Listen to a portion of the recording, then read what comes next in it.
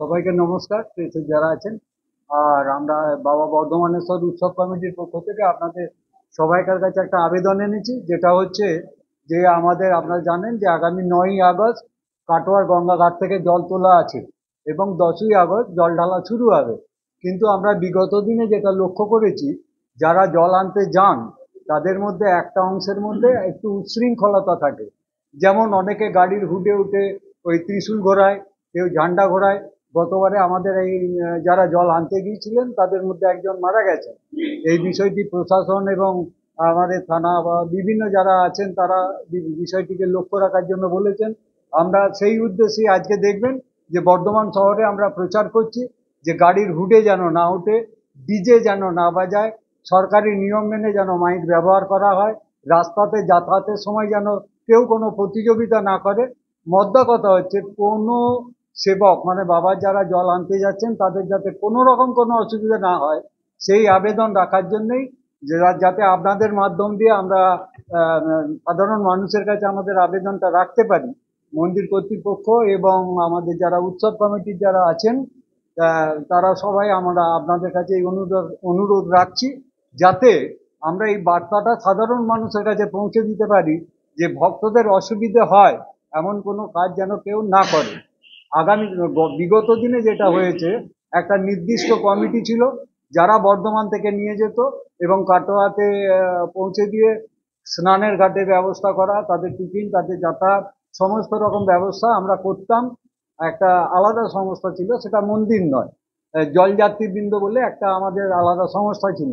কিন্তু বর্তমানে যেটা দেখা যাচ্ছে, এত লোক সংখ্যা বেড়ে গেছে যে আমাদের পক্ষে আর কন্ট্রোল করা সম্ভব হচ্ছে না। এবং এখন যেভাবে পরিচালিত হয়, 2009 সালের পর থেকে মানুষ সাধারণের উদ্যোগেই বিভিন্ন জায়গায় তারা আমাদের জলযাত্রীদের সেবা কেন্দ্র করছেন এবং আমাদের বিভিন্নভাবে মন্দির কমিটিকে সহযোগিতা করছেন এবং আমাদের যারা উৎসব কমিটির মানুষজন আছেন তাদেরকেও সহযোগিতা করছেন। আমরা কাটোয়া পর্যন্ত এই প্রচার রেখেছি। এই ধরনের কাটোয়া থানা থেকেও আমাদের কাছে এসেছে।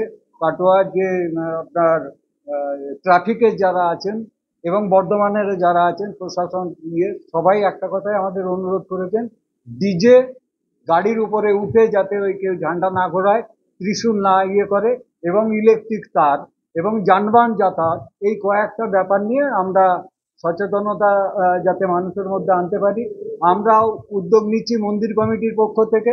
আর সাধারণভাবে আমরা বিভিন্ন মানুষের কাছে অনুরোধ করেছি এবং আপনাদের কাছে আজকে যা আমরা এসেছি তার মূল উদ্দেশ্য হচ্ছে সমস্ত ভক্ত সাধারণ যাতে খুব সুশৃঙ্খলে সুষ্ঠুভাবে সবাইকার সহযোগিতা নিয়ে বাবার মন্দির পর্যন্ত আসতে পারেন, এই আবেদন রাখার জন্যেই, যাতে সাধারণ মানুষের কাছে এই আবেদন পৌঁছায়, সেই জন্যই আজকে আমরা প্রেস মিট আপনাদের মাধ্যমে ডেকেছি। আপনাদের সহযোগিতা আমরা চেয়েছি। আশা করছি আপনাদের প্রত্যেকের এই সহযোগিতা আগামী দিনে, বিগত দিনেও পেয়েছি, এবারেও পাবো, এই আশা রেখেই আমরা আজকে এটা দেখেছি। এরপরেও যদি আপনাদের কিছু জানার থাকে আপনারা বলতে পারেন, আমাদের যদি জানা থাকে আমরা অবশ্যই। আমার নাম শিবদাস মন্ডল, উৎসব কমিটির সম্পাদক।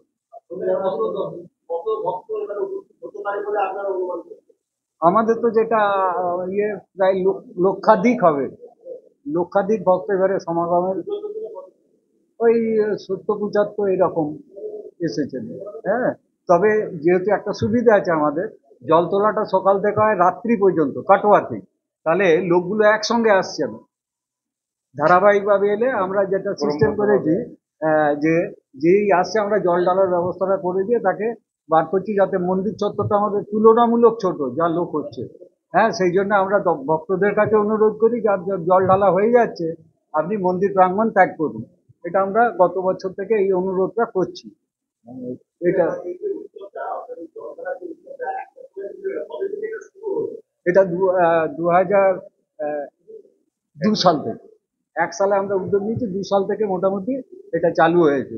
হ্যাঁ, আর আমাদের এটা আলাদা একটা সংস্থা ছিল যারা উদ্যোগ নিয়ে চালু করে, ইনি হচ্ছেন মন্দির কর্তৃপক্ষ, চারুবাবু যাদেরকে বলে, মূল দে পরিবার, চারু দে, যেটা ওনাদের পরিবারের লোক। আমরা এখন মোটামুটি মন্দির চত্বরে যারা এসে পৌঁছাবেন ভক্তদের ইয়েটা করছি। আর স্বেচ্ছাসেবকের একটা ভূমিকা নিয়ে কাটোয়া পর্যন্ত আমরা মানুষকে সচেতনতা করা, তাদের যাতে সুযোগ সুবিধা হয়, রাস্তাতে যাতে সেবা কেন্দ্র করেন, যারা করছেন তাদের সঙ্গে যোগাযোগ, তাদের ওই আপনার জল, এই পায়ের এই ব্যান্ডেজ, ওষুধ, হ্যাঁ, পানীয়, বিভিন্ন রকম খাবার, যার যেমন ক্ষমতা। আশা করছি এবারে আমরা যা ঘুরে দেখলাম, রাস্তাতে বড় ক্যাম্প প্রায় 31-32টা হচ্ছে।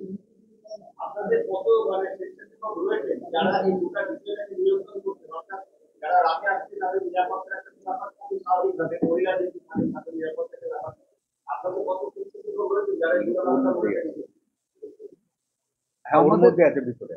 আমাদের মূলত আমরা যেটা করি যে এখন মন্দির চত্বরে যে সমস্ত ভক্তবৃন্দ আসছেন, মূলত তাদের যাতে কোনো অসুবিধা না হয়, এটা আমরা উৎসব কমিটি বা মন্দির কমিটির পক্ষ থেকে মূল লক্ষ্য রেখেছি। এছাড়াও এখন ওই জলযাত্রী কমিটি, মন্দির কমিটির মধ্যে অনেকে একসঙ্গে আছেন, হ্যাঁ, প্রথম থেকেই। তো আমাদের একটা অংশ এখন স্বেচ্ছাসেবকের ভূমিকা পালন করেন, এলাকার মানুষও করেন, রাস্তাতেও করেন। হ্যাঁ, এবং একটা যেটা সব থেকে গুরুত্বপূর্ণ বিষয়, যে রাস্তায় যে সংখ্যালঘু মানুষদের এলাকা আছে, তারাও খুব সুন্দরভাবে আমাদের সঙ্গে সহযোগিতা করেন। এবং প্রথম যে জলটি ঢালে সেও এক সংখ্যালঘু মানুষ, এবং ফরচুনালি, হ্যাঁ, দেয়ান দিঘির এইদিকে বাড়ি, বাজে প্রতাপপুরের দিকে বাড়ি। এছাড়াও অনেকে আসেন, এমনি পুজো দিতেও আসেন, জল দিতেও আসেন। প্রথম জল আমাদের নজরে এসেছে উনি নন স্টপ আছেন, কিন্তু জল তুলে কোথাও দাঁড়ান না। হ্যাঁ, আমাদের নজর থেকে এসেছে আপনার ওই 92-93 সালে এরকম। উনি কিন্তু ফরচুনালি যিনি জলটা নিয়ে আসেন প্রথম। হ্যাঁ, আছে। এর ইতিহাস হচ্ছে যেটা, ইনি স্বয়ম্ভু।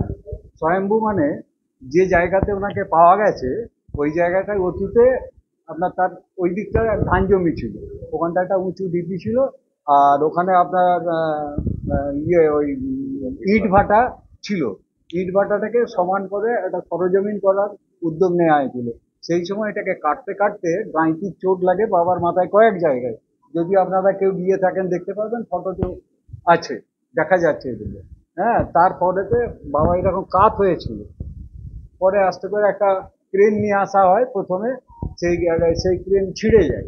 হ্যাঁ, সেই ক্রেনে হয় না, পরবর্তী ক্ষেত্রে আবার বড় ক্রেন এনে বাবাকে, পানাগড় থেকে ক্রেন এনে বাবাকে যেখানে এখন বসানো আছে, ওটাকে ক্রেনে করে তুলে এনে ওখানে অস্থায়ীভাবে বসানো আছে।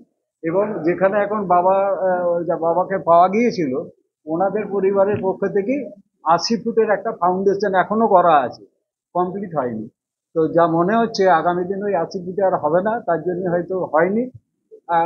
মন্দিরের উদ্যোগ এই মুহূর্তে আমরা জানি না কি হবে, তবে যাতে মন্দির চত্বরটাই একটা পরিবেশ আনা যায়, সেই উদ্যোগটা আমরা নিচ্ছি চারদিকে।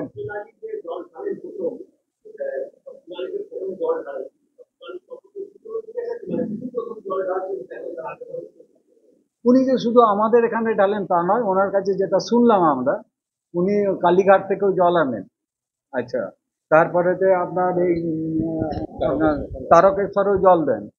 হ্যাঁ, ওনার হয়তো এটা এটা মনে হয়েছে কোনো কারণে শিবের উপরে।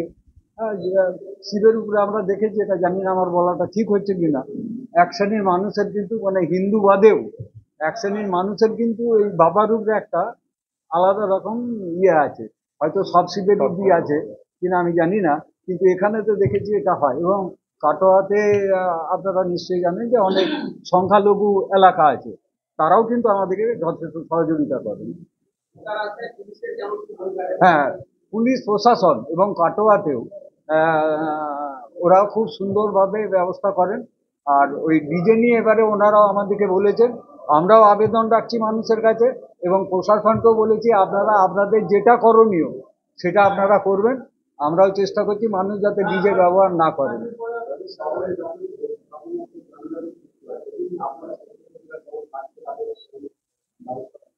যানজট হয় আমরা জানি, যার জন্য প্রশাসন এবং আমাদের যে আছে ট্রাফিক যে বিভাগ আছে, তাদের সঙ্গে আমরা আগে থেকেই যোগাযোগ করি এবং তারা যথেষ্ট সহযোগিতা করে। সেই সঙ্গে আমাদের যারা আমাদের এখানে যিনি পৌরপিতা আছেন, আমাদের যারা এখানে যিনি এমএলএ আছেন খোকন দাস মহাশয়, উনিও যথেষ্ট আমাদেরকে সহযোগিতা করেন এবং উনি আমাদের ইয়েদের সেবার জন্য কর্জেন গেটের এখানে একটা সেবা কেন্দ্রও করেন এবং যথেষ্ট ভালো ইয়ে করে করেন এবং থাকে থাকে এবং যথেষ্ট ভালো থাকে, কারণ ওই রাস্তাটা একটি গুরুত্বপূর্ণ রাস্তা। হ্যাঁ, প্রচুর যান চলাচল হয়। আমরাও তো মন্দির থেকে যারা ছাড়ে তাদেরকে বলে দিই যে আপনারা যান চলাচলটা আপনারা নিয়ন্ত্রণ করুন এবং ট্রাফিক ইয়েরা যেমন বলবে তাদের মতামত নিয়ে আপনারা চলুন। কেউ রাস্তায় ইয়ে করবেন না, কি বলে, প্রতিযোগিতা করবেন না, পরে সিরিয়ালি চলবে। হ্যাঁ, জলডালাকে কেন্দ্র করে 5 দিন ওখানে সাংস্কৃতিক অনুষ্ঠানের আয়োজন করা হয়েছে। ঠিক আছে, আপনার লোকগীতি, বাউল গান, তারপরে হিন্দি ভক্তিগীতি, ছোট নাটক, বিভিন্ন ধরনের সঙ্গীত, নাচ, এই ধরনের 5 দিনের একটা অনুষ্ঠান করা হয়েছে।